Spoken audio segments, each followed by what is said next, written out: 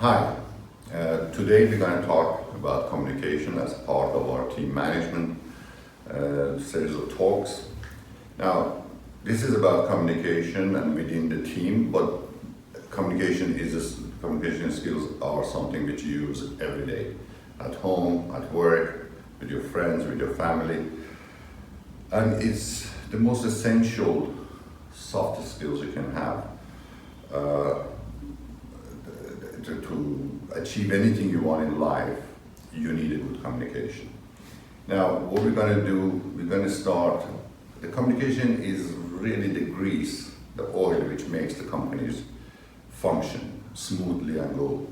And like your engine, if there's not enough oil in it, it starts burning. Same to the companies. But also communication is basically the key for your future development and success.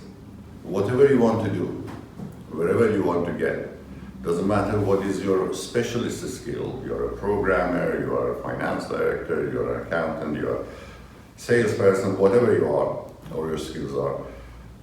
Without a good communication, you're not going to get far. So this talk is for everybody. Doesn't matter you are part of a team management course or you're just watching this video on its own. Now, good communication would increase the member retentions or your employee retention because they understand what they're doing and what is their role in that organization. It helps the problem solving, which is a group work, decision making. Better informed you are, better you can communicate your issues, and you can get better feedback so you can make a better decision. It will streamline the processes in the organization or in the teams, and it will increase the efficiency. Productivity goes up directly in relation with communication skills of your team.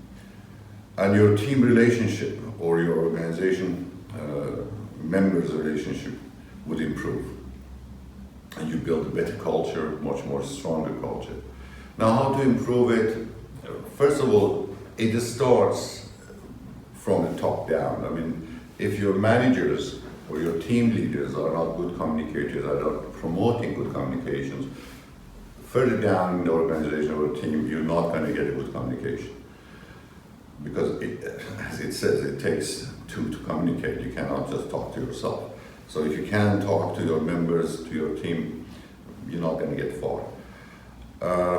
How to improve it? You can definitely put people through the courses, communication courses. You can put programs for self-improvement. You can promote self-improvement, and it's an art. Yeah, it's an art which we will learn it through our lives, and we get better and better. Now, one thing before I go further, people think I'm not a good communicator. I'm not a good speaker. I'm shy. I don't want to talk, I want to stand back. So I'm not going to make it. You can. Anyone can improve and become better communicators. Remember, we're not making stand-up comedians from your actors and actresses. You want to become an effective communicator. And we will look at the skills involved in that and how you can improve yourself. And you're going to work on it. It's not just going to happen like that, yeah? So it needs practice, and it's a sort of doesn't stop with one course or one set of practice. It's ongoing exercise. Now, the essential communication skills, public speaking, we all have to face it in whatever organization we are. If we are managers, we're going to be in board meetings, talking to board members. If you are team leaders, if you are team members, we have to give a talk or discuss our case and whatever we are doing. Now, people think those who can speak very well and are good speakers are good communicators. No, that's just one part of communication. Listening skill is more important. To get the team working properly, especially if you are a manager, it doesn't really matter wherever you are in a team or organization, you have to listen to people and properly, and you have to empathize with them. That means not just understanding what they're saying, you have to feel it, you have to put yourself in their place and understand their frustration and their problems, and if you were in their place, what would you do? So having empathy is a key to good listening, is patience as well. Having patience, don't just try to quickly get on with your talk. Yeah, listen to people, and higher you are in the system, in the hierarchy, more patience you require. Having positive attitude. You know, some people, whatever you say, they say no. No, we can't do it. No, it's too difficult. No, well, maybe it's difficult, some tasks to do or not, but having a positive attitude, it not only makes the job easier for yourself, it will make the environment much more happy for everybody to work towards it. And it doesn't mean just happy go away, you know, go along with everything and, you know, goody goody. No, it's, you have to be realistic about it. But having a positive attitude, it will make your life more happy, your team life happy, and the whole organization more happy environment to work with. Next part is giving feedback to people. If somebody is doing something wrong, if you don't tell them, how do you expect them to know it? How do you expect them to put it right? And also, if you don't listen to people, get feedback from them, then you wouldn't know what's wrong in your program, in your organization, your team. So giving feedback is very important, so people know what they have to do, what's gone wrong, and listening to people is how you find out what's going on in your organization, in your team. Now, body language, it's more important usually than content or what you're doing, listening. You can listen to somebody and listen, this gesture, that means I really don't give it that. But if you go forward and say yes, yes, and get in touch with the person, look at them when they're talking and lean towards them to show that you're paying attention. Just a simple gesture, it tells a different story. And this goes on. So study your own body language. You can study what are the different gestures. Body language also has got cultural situation as well. You know, in different countries, different movement or gestures mean different things. So make sure you understand if you are in different culture or you've got team members which are coming from a different culture, their body language may have a different meaning. It's very similar to language. So you pay attention if you are working within a multicultural situation. Clarity and shortness. Keep it short to the point, yeah, so people exactly know what you want or what you say. And you can then build it up. Otherwise the message gets lost or what you're demanding gets lost. So being clear about what you're saying and keeping it short, it's a key for a good communication and making sure people don't misunderstand what you say. Self-improvement, continuously you have to improve yourself. You have to think every time you do a presentation, you give a talk, you listen to some presentation and you look at yourself, how did I behave? What went wrong? What can I improve? And you just work on it. You don't just leave it, okay, next time I'm gonna get better. No, it's not gonna get better unless you do something about it. Now, being honest and open-minded. People can read it, you know, you can't just, sort of play act. So being honest, being clear about what you want, it's the best way of going forward about this. Now, ways to improve your communication skills. First, you have to know your audience and show respect to them. It doesn't matter if you're giving a big talk or you're just working in a team and working with your colleagues or your subordinates, respect them. Don't look down on them. You know, look straight in the face, listen to them, understand what they are saying. And again, that goes with properly, truly listening to people and empathizing with people and giving feedback and understand and to see what they are saying. And don't worry about repeating things once or twice for people so they know this is an important issue. If you're giving a presentation, it's quite nice to have a bit of fun in it, but as long as your audience don't lose what was the key and they don't lose respect for you. So it's okay to have some fun, say a few joke, appropriate joke, be careful about that. Or novelty, new issues, interesting issues you can add into it that can, especially if it's a very long talk, that would just bring soften the air and atmosphere in your talk. Yeah, then the people, when they go to give a presentation or they're facing an audience, they get anxiety. That's normal. That's nothing unusual about it. And they are worried about every little thing. Well, first of all, nobody really cares that much to check, how is your hair or how is your suit or whatever. As long as it's just generally okay, you will be fine. They're usually there to listen to the content of your talk. So feel relaxed. Now, to overcome that, you can practice it in front of a mirror. You can just video what you want to say on your phone and listen to it to see if anything wrong. But it is not that you're making a movie. Yeah, just go there, feel relaxed, and talk. Now you need to prioritize what you want to say. Yeah,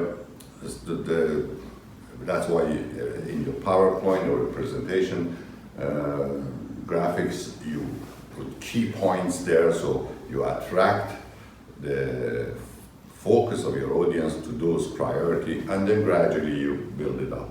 So prioritize what you're going to do, what you're going to say, and in what order you're going to say it. Your body language, using hands, which you see I'm using it helps you to animate and to get the attention of your audience, and different hand gestures or body gestures would have a different meaning. You have built into it. And body language is something you can study as well to see how it works and where can I use it. Now, confidence.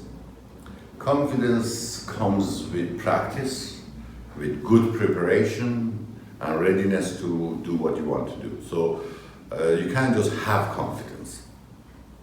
To have it, you have to do something about it. Yeah? Unless you're just overconfident and you think you're going to do great, which is a disaster. So confidence is something you will gain as you practice more, as you prepare better, you go into your presentation fully prepared. And empathy we talked about before. Say the right amount. Don't say too much. Don't elongate your talk. Or if you're writing long essays, people don't have that much time. Yet time is a valuable commodity, especially if you are giving a talk to a group of your teammates or colleagues, which that means they all have left their job and they are just listening to you. So if 10 of them sitting there with you, every hour spent there is 10 hours, you multiply by number of people. So that's what the company is losing. So be precise, to the point, and do not over-communicate. Based on the same fact, carry on that, to time it right both within the presentation and also when you're going to give the presentation. Yeah, so it has to be at the right time when the team is ready, that issue is coming up, everybody waiting to listen to that and see what's happening. Keep it positive. Even if you're giving a talk how you failed something, how do you keep it positive? You keep it positive by saying, look, we will get it right. That's why we failed, and that's how we're going to get it right. So being positive even in the most negative situation is important, especially in those situations.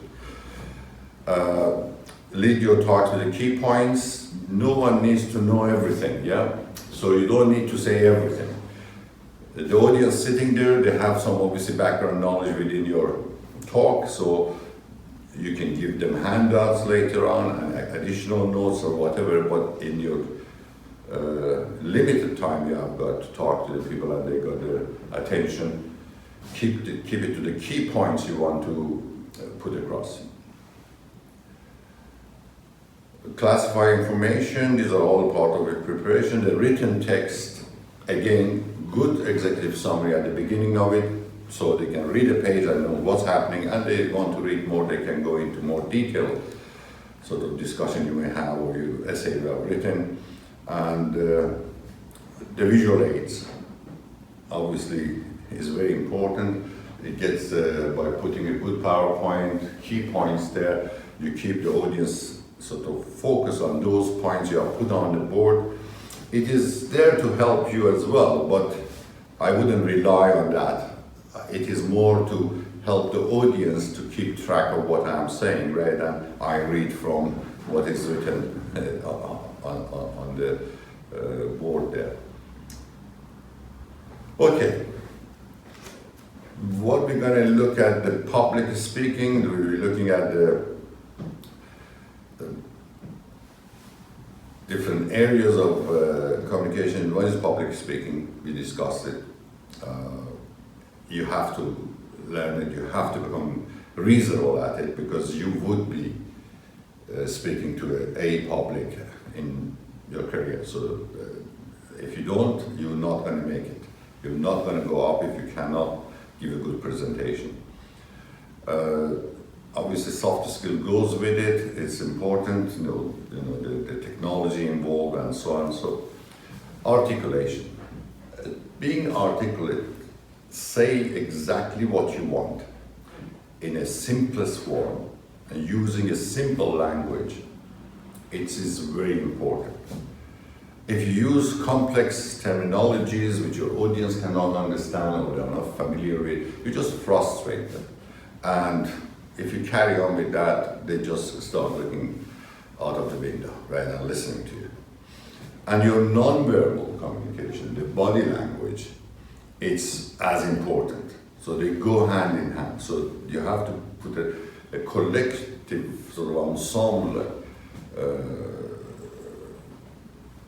sort of production together to have a very effective presentation. Now, that brings us to the end. There are more notes which you can refer to on the course if you're following the course. If you're not following the course and just following the video, the topics are there. I would suggest you watch the video again as I'm going through different skills and communication skills. You can take your note and see where you are good at and where you're not good at, and take a note, okay, I'm going to look into that, I'm going to look into that. And you can find a lot of exercises how to improve that. So communication skills is one of the most important skills you may have, you need to have in your life, for work or for home. I'll talk to you later. Bye.